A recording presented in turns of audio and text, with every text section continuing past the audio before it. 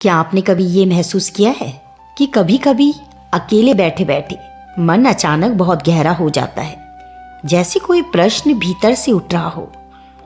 क्या जीवन बस यहीं तक है? शास्त्र कहते हैं ये प्रश्न यूं ही नहीं उठता, ये आत्मा की स्मृति है। मृत्यु को हम अंत कहते हैं, पर पौराणिक सत्य कहता है मृत्यु अंत नहीं, एक द्वार है। जिस दिन देह शांत होती है उस दिन आत्मा जागती है। उस क्षण ना कोई रोता है, ना कोई पुकार सुनाई देती है, केवल एक गहरा मौन होता है।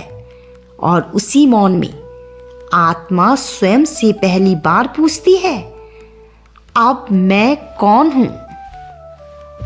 पुराणों में कहा गया है मृत्यु के बाद आत्मा को कोई बाहर से नहीं ले जाता, कर्म स्वयं मार्ग बन जाते हैं। जिसने जीवन में केवल देह को जिया, उसकी आत्मा देह के चारों ओर भटकती है। और जिसने जीवन में धर्म, सत्य और करुणा को जिया, उसकी आत्मा ऊपर उठती है, हल्की, निर्भय, शांत। यहीं से आरंभ होता है सबसे बड़ा रहस्य। लोग पूछते हैं क्या मरने के बाद भगवान के दर्शन होते हैं? दोस्तों, शास्त्र उत्तर देते हैं भगवान के दर्शन सबको नहीं होते, क्योंकि ईश्वर कोई दृश्य नहीं, ईश्वर अवस्था है। जिस आत्मा ने जीवन भर दूसरों को ठेस पहुंचाई, वह मृत्यु के बाद भी डर में रहती है। और जो आत्मा अपने कर्मों से हल्की हो चुकी होती है, उसके लिए मृत्यु भय नहीं, विश्राम बन जाती है। कहा गया है पहले दर्शन यमराज के नहीं होते, पहला दर्शन अपने ही सत्य का होता है। आत्मा अपने पूरे जीवन को एक ही क्षण में देख लेती है। किसे रुलाया, किसे सहारा दिया, कहां झूठ बोला और कहां मौन रहकर भी पाप किया। यही कारण है कि ईश्वर से मिलने से पहले आत्मा स्वयं से मिलती है। भगवत गीता का ये सत्य यही प्रकट होता है।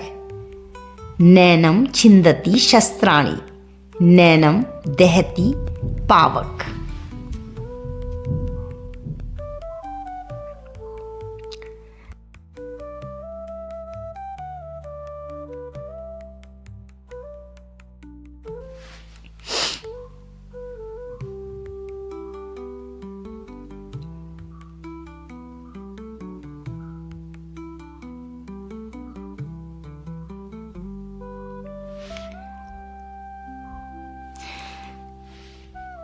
जब आत्मा अपने कर्मों का भार छोड़ देती है, जब भय, पश्चाताप और आसक्ति धीरे धीरे शांत हो जाती है, तब आत्मा एक विशेष अवस्था में प्रवेश करती है, आत्मानंद। ये कोई उत्सव नहीं, ये मौन की पराकाष्ठा है।